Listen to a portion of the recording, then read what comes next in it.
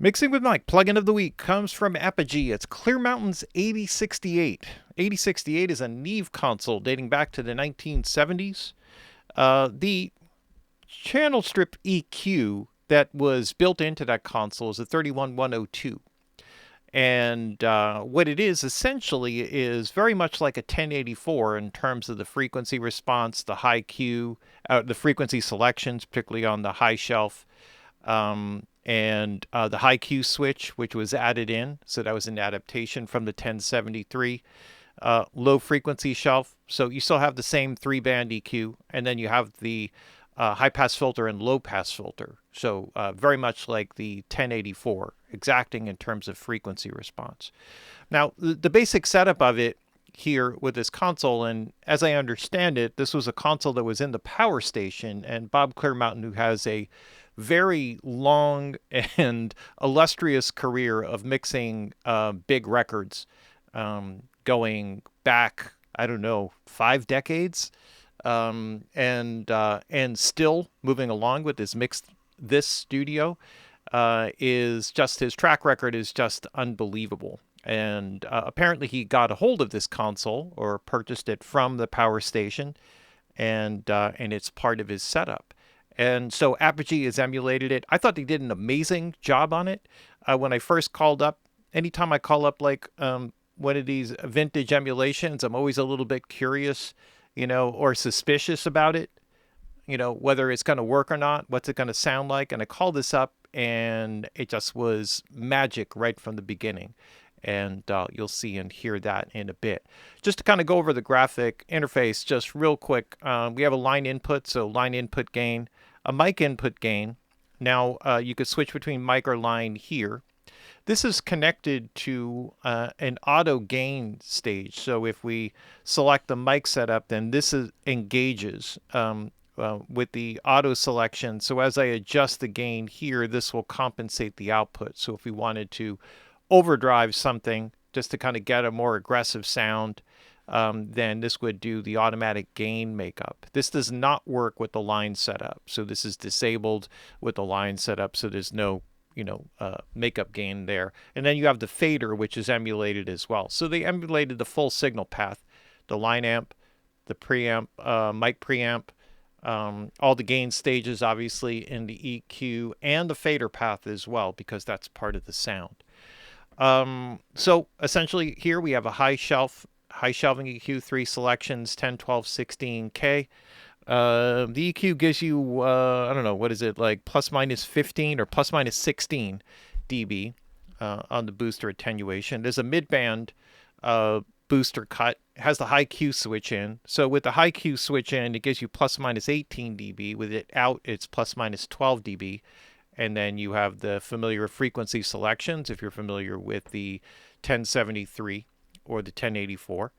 Low frequency shelf, again, same frequency selections here. Gives you the same plus minus 16 dB on the low end. And then you have high pass filter, low pass filter. These two guys are running at 18 dB per octave, so pretty tight. Now, when you actually pop in the EQ, I mean, just placing the EQ in will actually kind of give a very slight roll off of low frequencies. So they're emulating it exactly as it was. And many EQs are like this, and some it's more pronounced, like in the Helios console, when you pop the EQ in, or the Helios EQ, the Type 69, you get this like kind of low frequency 200 hertz shelf that sort of adds in like literally a couple dB. This is more subtle in that, and it's a little bit of an attenuation. Also, what's interesting in kind of looking at this is that when you do the low frequency boost, and I'm not sure if this is true with the 1084 or 1073, there's a little bit of a resonant kind of shape to it. So as you kind of boost in with any of the frequencies, say at like 60 hertz, it's somewhere giving you a dip like in the 200s as it gets to the other end of that shelf. And that kind of sort of the quasi Pultec effect. And so that little bit of resonance is pretty cool and helps you to kind of focus the sound in. And then you can always chase it, with the high pass filter if you want to go there. Let's start by doing just kind of a quick A/B of it overall, because there's not much more to it than that. There's also a phase inversion. That's about the only other thing that's on here. A/B setup, presets, all of that. This is where you set the size of the user interface. You could turn on or off oversampling. And if you select show values, then what it'll do is it'll show the boost and cuts as you're doing them. Otherwise, you just do it by ear.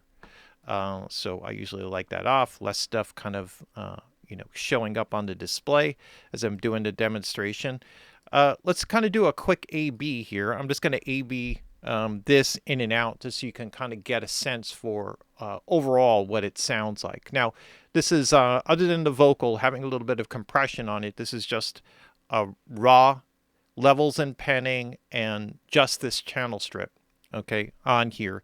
I have a little 1081 EQ. I think I was dipping a little 200 or something in there. But other than that, let's have a listen.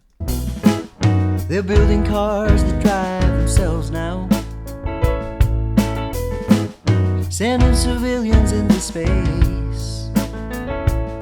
They got experts on the TV and the radio, presenting the facts for one side of the case. And there's a seat here by the fire, as our ancestors used to do. I can't help thinking I would give anything to still be so confused by the moon.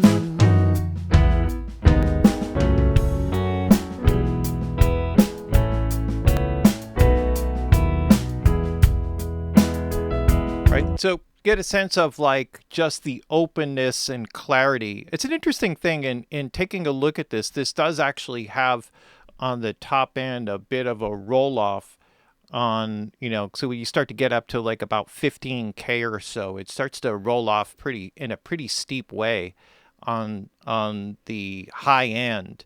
But it still has this very creamy, airy kind of top end sound, which I think is amazing. And that is a classic characteristic of this Neve console, this 8068 desk. Also just the depth in the low end and the low mid range, how that kind of really opens up. And obviously a lot of that is connected with the air frequency boost. So this just kind of doing like a quick mix and kind of dialing it in. So not even, having a broad selection of frequencies available, just what's here, allows you to kind of really detail out the sound in a very cool way. Or at least I like it. The one other confession I have to make is just a touch of reverb that I added onto the vocal, so it's not completely dry, but everything else is dry. Let's just kind of go through some of the sounds here.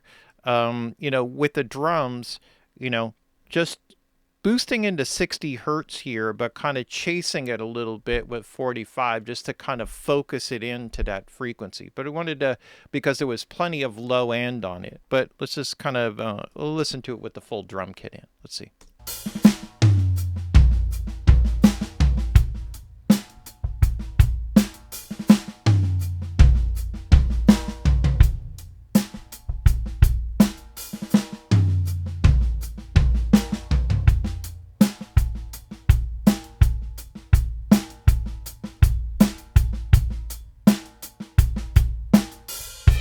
Right, so that and the kick, you also get like a nice, like I could probably bring in a little bit of air, like because when the floor tom comes in, you could hear how much air is in that. So let me just try that a little bit, see if that helps.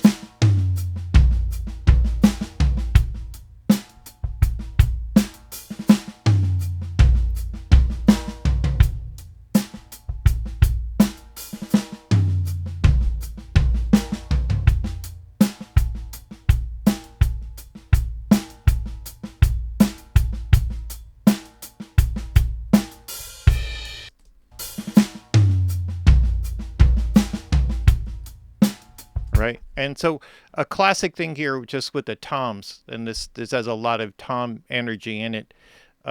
This kind of boosting into like this is the floor tom here to a tighter, like an attack frequency 700, boosting into the next level up just so the toms kind of have a little bit more of that lift, adding that air just to kind of get that snappiness from the top of the tom. That's kind of what gives it that, airy kind of quality.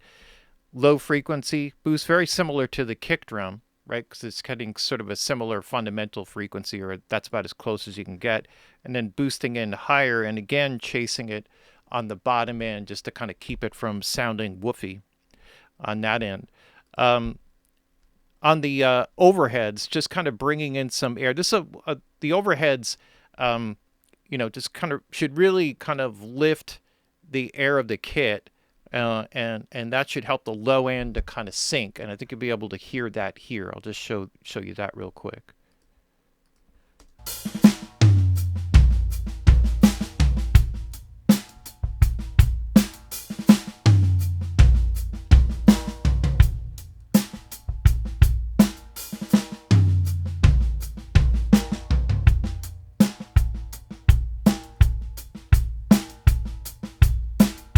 I could probably bring out a little bit of the snappiness of the snare drum in by pushing in here.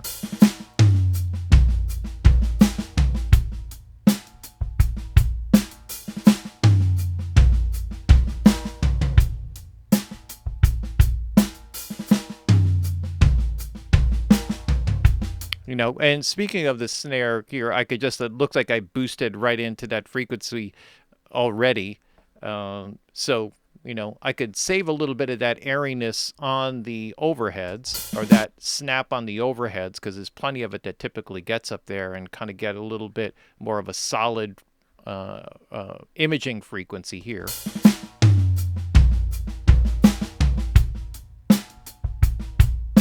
All right, something that gives it a little bit more body, and then kind of bring in a little bit more of the air up here.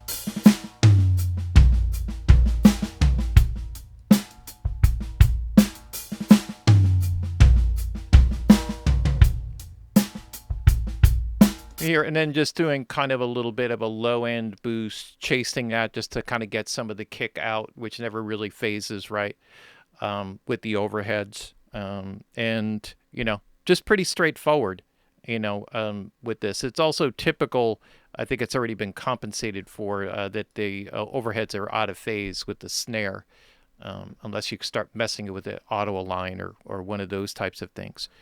Let's move on to the bass. So the bass sound, kind of, pretty straightforward here, and this would be kind of a typical classic thing to do, I think, with a 1073, or something I always like to do, which is to sort of push into the 220 shelf, leave it open on the bottom end unless, it's causing some muddiness, and then pushing into a good attack frequency, bringing down the gain so that sort of pulls down everything else. And let's see.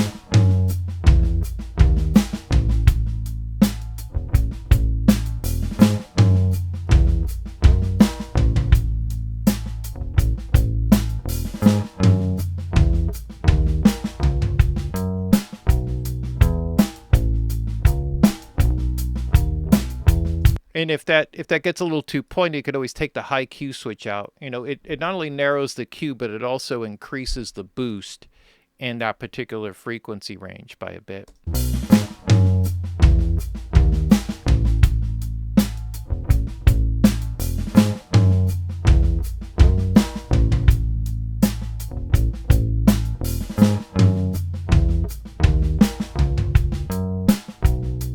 I put this here, I think, because it kind of sat a little bit better with the piano part here. And one of the great things about this EQ is just sort of bringing in some air frequencies on the top of the piano just to really lift out the size of it. So I'm pushing into the low end here.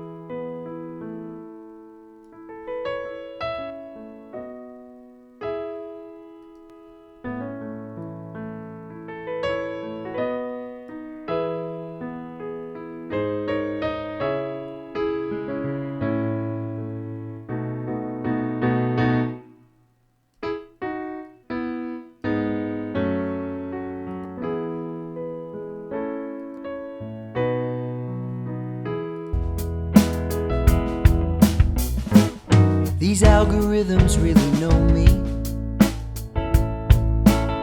All right, so just quickly, with the guitar here, this is the classic thing to kind of really get an aggressive tone out of a guitar here, which is to kind of, push into with the high Q switch.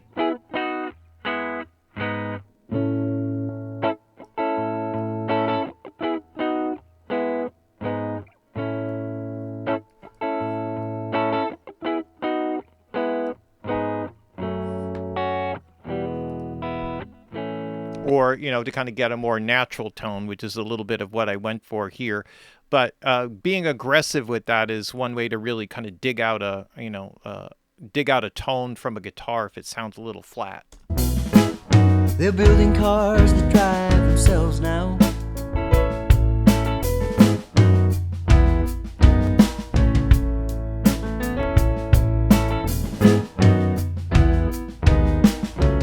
And then the vocal, right? They're building cars that drive themselves now. Kill the reverb. Sending civilians into space. They got experts on the TV and the radio, presenting the facts for one side of the case. Or go down here to 10K. They're building cars that drive themselves now. Sending civilians into space. They got experts on the TV and the radio, presenting the facts for one side of the case. Right, and, it's kind of getting a little bit of warmth out of this here. Let's see. They're building cars that drive themselves now.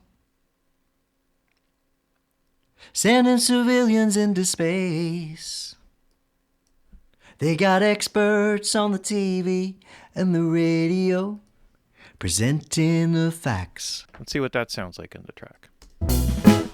They're building cars that drive themselves now.